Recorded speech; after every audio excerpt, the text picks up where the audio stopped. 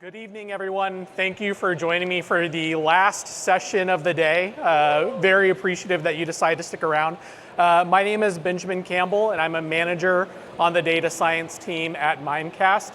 And today I'm thrilled to be talking to you about some very, very exciting and interesting topics, specifically using AI and machine learning to confront the rise of generative AI-created phishing emails, as well as some other evolving cybersecurity threats. Phishing emails used to be very, very easy to spot. Misspelled words, shady links, and my favorite, the Nigerian prince promising me a fortune. Now, thanks to generative AI, those Nigerian princes are influencers with NBA perfect grammars and LinkedIn profiles. It's truly terrifying. This is an area of growing importance in the cybersecurity space. And with the rapid developments in generative AI, the landscape of phishing attacks has shifted dramatically. And I'm excited to walk you all through both the challenges as well as some innovative solutions that we've been working on at Mimecast to help address these threats. Before diving into the impact of generative AI on phishing emails, though, I want to take a step back and remember the historical context of phishing emails. Phishing emails have been characterized and have been around for decades, characterized by poorly written emails containing obvious grammatical mistakes, suspicious links, and glaringly generic messaging.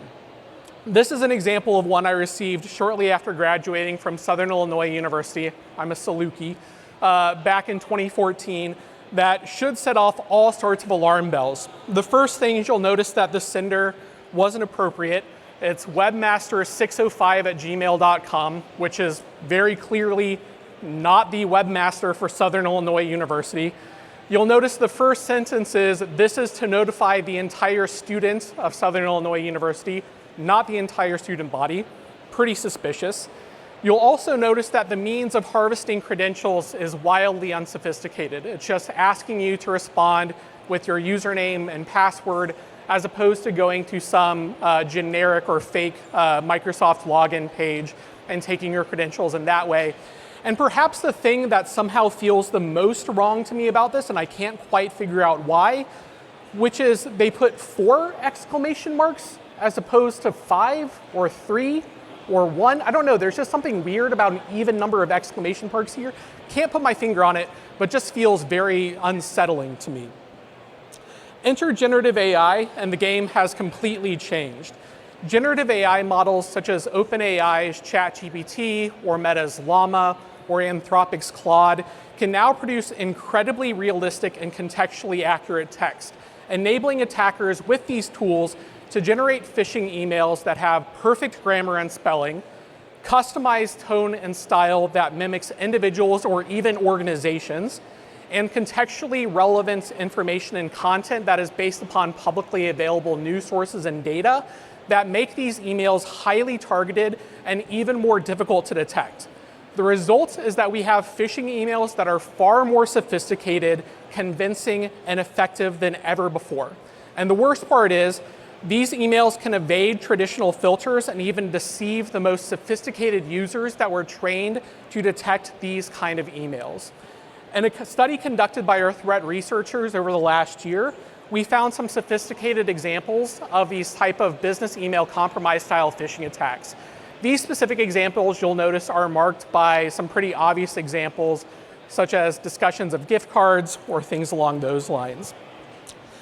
These attacks are becoming increasingly sophisticated, and unfortunately, they're not just marked to text. They're also expanding to become multimodal. We're seeing phishing attacks that are taking advantage of both AI-generated video as well as audio to generate multimodal deepfake phishing attacks that allow for criminals to target specific individuals with deepfakes of their C-suite executives. These attacks prey on a very, very real concern that if an individual in power and your boss's boss's boss reaches out to you and asks you to do something, that you should do whatever you can to help them and to support them however is needed. Imagine getting a deepfake call from your CEO saying, hey, I need you to wire $10,000 to this account immediately.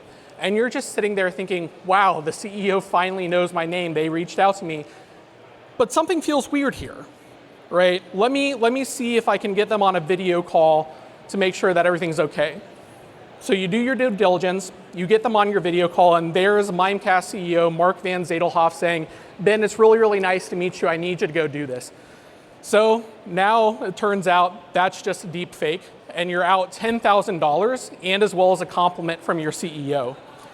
These attacks have been remarkably costly for certain enterprises, and in some relatively high-profile cases have even cost companies $25 million. With generative AI, it's not just an issue of the threats of these occurring. We're seeing them manifest, and we're seeing the scalability of these attacks grow significantly as well. Think about it like this. Attackers no longer need to manually craft each individual associated email. Instead, generative AI allows them to generate hundreds or even thousands of highly targeted and specific emails to individuals within minutes, right? Tailored to specific scenarios. This proliferation of threats indicates that we have entered a new era of cybercrime, whereas the sheer volume, quality, and variability of these emails has allowed us to experience a series of threats that evade our traditional email filters and means of detection at levels that we previously have been unable to handle. And this prospect isn't just hypothetical. Research conducted by my team has indicated since the release of ChatGPT, we have seen more than a double over the next year over how common we're seeing these generative AI generated emails. And while this graph ends in June of 2024, I can assure you that the current trend has doubled as well since then. Unfortunately, at Mimecast, we've identified two trends that make these sort of generative AI created phishing emails even more effective than their manually created counterparts. The first of which is detection complexity. Traditional rule-based or static systems will often fail to identify AI-crafted emails because they lack the predictable patterns that older phishing emails, like the one I showed you earlier from 2014, has. The second of which is human vulnerability. The psychological manipulation that is inherent in some of these emails has become increasingly effective as they begin to mirror genuine human communication styles to a frightening degree. In fact, our research that has been conducted by our threat research team at Mimecast has replicated a well-known peer-reviewed study that came out of the KTH Royal Institute of Technology as well as Harvard University, which essentially indicated that these AI-generated phishing emails are more than twice as successful in generating a click-through than their traditional counterparts. In fact, our research indicated that they have a 225% higher click-through rate. So it's not just that these attacks are far more common because they are now able to be generated automatically using generative AI models. It's also that they are remarkably more effective, more than twice as effective. So the question begins, what do we do with it, right? I'll talk about that in a minute. I want to talk a little bit about Mimecast and what we at Mimecast have been doing to deal with this. At Mimecast, we are proud to be a global leader in email security and cybersecurity solutions. With over 42,000 customers spanning 100 different countries, we protect more than 26 million end users worldwide. Our advanced technology has allowed us to process a staggering 7 billion emails daily to ultimately stay ahead of emerging threats. Founded in 2003, we quickly became a leader in the cybersecurity space and the email security space by 2013, and since then have really dedicated ourselves to becoming a fully functioning platform, focusing on securing your environment against human risk in an increasingly complex digital landscape. With a talented team of over 2,000 individuals across 15 different offices, we are dedicated to providing our clients with the innovative cybersecurity solutions that are necessary to secure their companies and ensure their cybersecurity posture. As I mentioned, we don't have to just go gently into the night whenever we're confronted with these cybersecurity threats. At Mimecast, we have developed a product to help us deal with a special type of this phishing attack known as business email compromise style phishing attacks. Specifically, we have a suite of AI-driven solutions that powers this product that specifically is marked by 3 different approaches. The first of which is we use advanced natural language processing, or NLP models.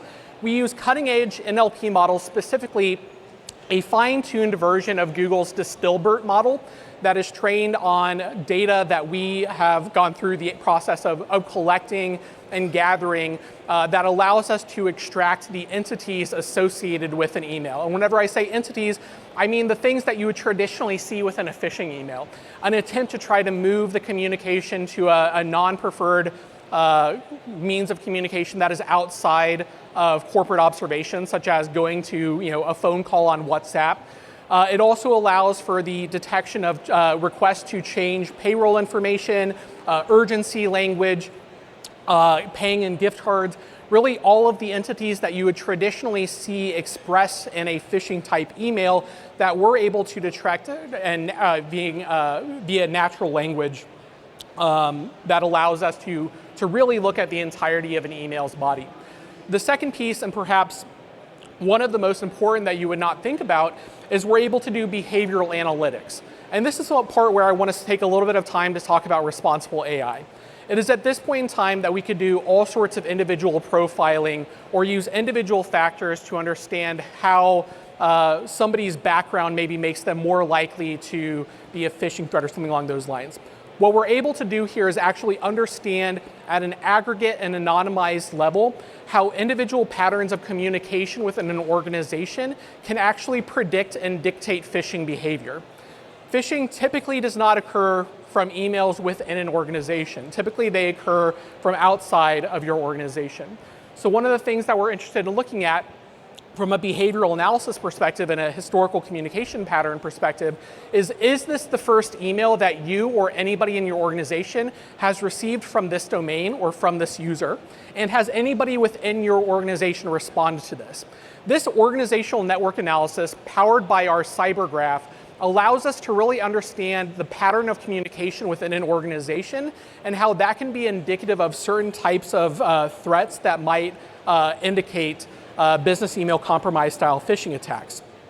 Finally, we pair those phrases that we extract from a natural language from an email alongside our features from CyberGraph to do AI-powered anomaly detection. Generative AI enables attackers to avoid repetition. They're able to produce highly variable emails, and to counter this, we need to have machine learning models that are trained to detect anomalies across high data set, or across very, very large and diverse data sets, and identifying trends that would previously go unnoticed.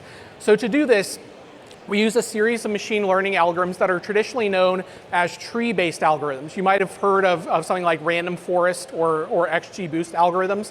These algorithms are really, really powerful because they allow you to understand how combinations of factors work in conjunction to produce an outcome. So we know that if I just see an email come through about gift cards, that's the only context I have. If I call that phishing, the chance of a false positive is pretty high because there's tons of business context in which you might want to buy gift cards, like you're at a trade show. Or there's plenty of business context in which you might want to talk outside of traditional means of work communication, right? Say you're driving home and you're like, hey, call me, here's my phone number, I'm not going to be on Slack, right? What we really need to do is to be able to pair those factors with the organizational network analysis factors. And we need to be able to pair the organizational network analysis factors with those natural language factors and understand that when taken in conjuncture, we can have a better understanding of what is likely to be determined as a phishing email. And doing those things together ensures that we mitigate our false positive rate and we have a better chance of actually finding the true cases that are out there.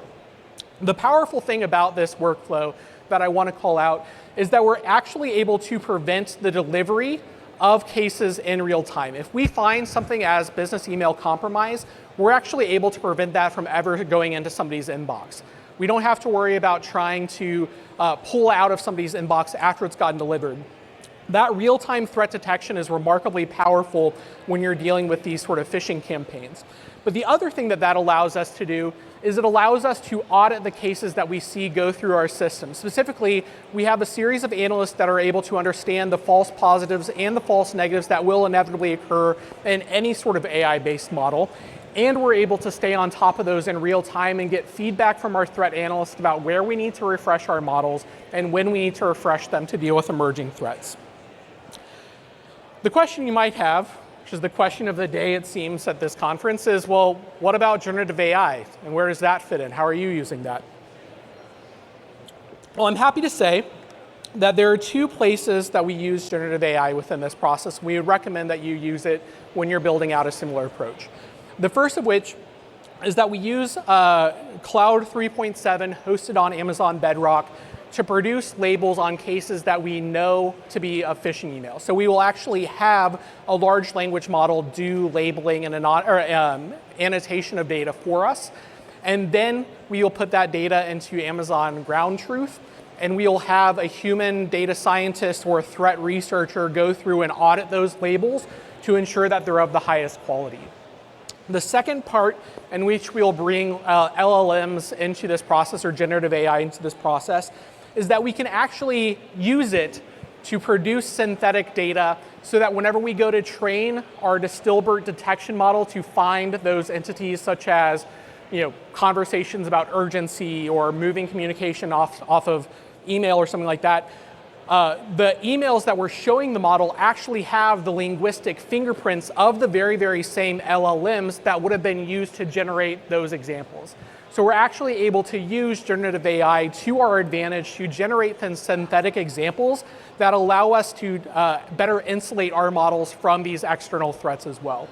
Keeping AI in the loop throughout this process allows us to stay on top of these new emerging threats, and also to indicate when we need to refresh it whenever we're dealing with new model releases potentially down the road.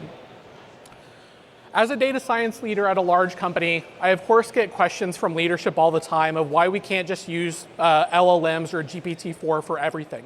It's a valid question, right? Fine-tuned models like those that we use, the Dilbert model trained by BERT that we are fine-tuning on data that we collect in Mimecast, those models are like the Usain Bolts of AI. They're fast, efficient, and they're built to win. If we used an LLM within this process, it would be a lot like me at the gym. It would be very, very slow, it would be very, very expensive, and it would spend a lot of time trying to figure out why it was even there. Using a fine-tuned classification model instead of an LLM also allows us to optimize for a domain-specific task. LLMs and pre-trained models are very, very powerful at doing a very, very wide range of things. They are a jack of all trades. Unfortunately, that makes them a master of none whenever it comes to detecting phishing emails, which is why we had to take our own unique approach to this problem and developing fine-tuned classification models that are capable of doing this. It also allows us to run this model at a very, very low cost and high latency, or high throughput, which is absolutely essential given that we operate as a mail transfer agent within this workflow, and we're able to do this in a way that doesn't introduce a large amount of latency or overhead whenever we're just trying to get people their emails. If we try to insert an LLM to this process, we would go from being able to process an email for phishing in less than 1/10 of a second to something that maybe takes 2 to 3 minutes, right? Obviously, you can see the trade-off there, and whenever it comes to hosting, if we tried to use an LLM to do this on 7 billion emails a day, then my AWS rep, Thomas, would be a much better fan of mine than he is today. However, there are some complications associated with these models, however. As I mentioned, we have to spend a decent amount of time developing internal golden data sets that we can use to train and refine these models. Fine-tuned models need high-quality labeled data. They are picky eaters. If you give them organic grass-fed data, they will thrive. In contrast, pre-trained models are a lot like that friend you have who is able to eat anything in the back of a fridge and then still just somehow survive. In summary, while pre-trained models are very, very powerful for generalized tasks, fine-tuned models are the clear choice for detecting AI-generated phishing emails because they provide the specialization, scalability, and efficacy that is needed to protect millions of users in real time. And by fine-tuning these models, we're able to ensure that AI is not only effective, but is optimized for these specific tasks as well. And we're able to stay ahead of the evolving cybersecurity space by embedding generative AI where appropriate within these smaller models. In conclusion, I hope my presentation has given you some semblance of hope in humanity's battle against Skynet. These threats will not go away, and will only become more sophisticated. However, with iteration, these tools that allow our responses to become more sophisticated as well, and will be absolutely critical to any cybersecurity practice in the future. Thank you.